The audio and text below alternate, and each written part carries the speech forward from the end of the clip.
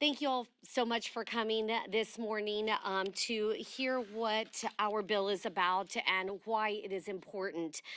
The American people expect our leaders to do their job. Public service is a privilege. As DHS Secretary Mayorkas enjoys the use of a private plane. No one has a right to a private jet. It is the privilege that the taxpayers afford to Secretary Mayorkas.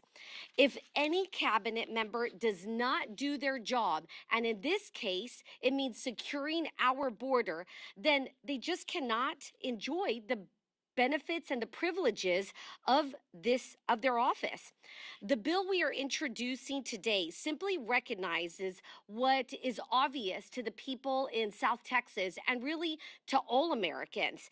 And this is that Secretary Mayorkas' failure to secure the southern border has hurt all Americans.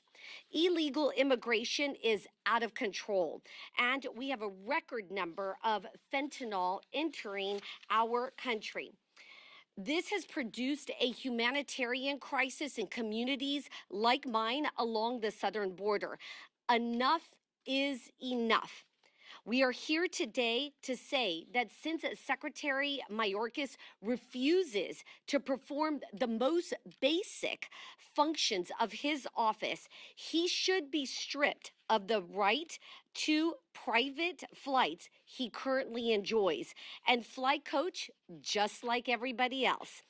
Public servants work for the American people, and they should be held to the same standards as private employees. It's real simple, folks. If you fail to do your job at work, you just won't last very long, and you certainly don't get to fly in a private jet. The same should apply for members of President Biden's cabinet, beginning with Secretary Mayorkas. I'll take any questions. Yes, sir.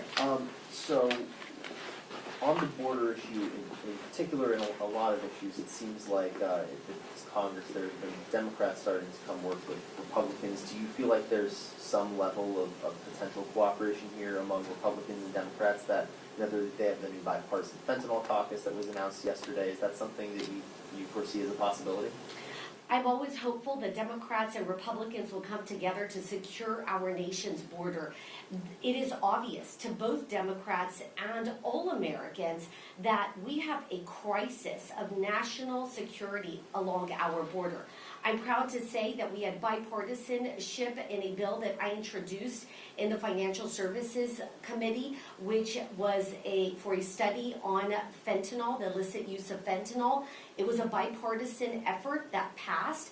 We also have Homeland Security, who will be in my district, in McAllen, this coming week. Again, Democrats are going to go to the border and work with Republicans. So I am hopeful that they too see enough is enough, and they will work towards securing our border and supporting our Border Patrol and Custom agents. And additionally, this is just another thing where Republicans are saying we do not think that Mayorkas is doing his job properly. There's been a lot of chatter about potentially impeaching him, but no action on that front so far.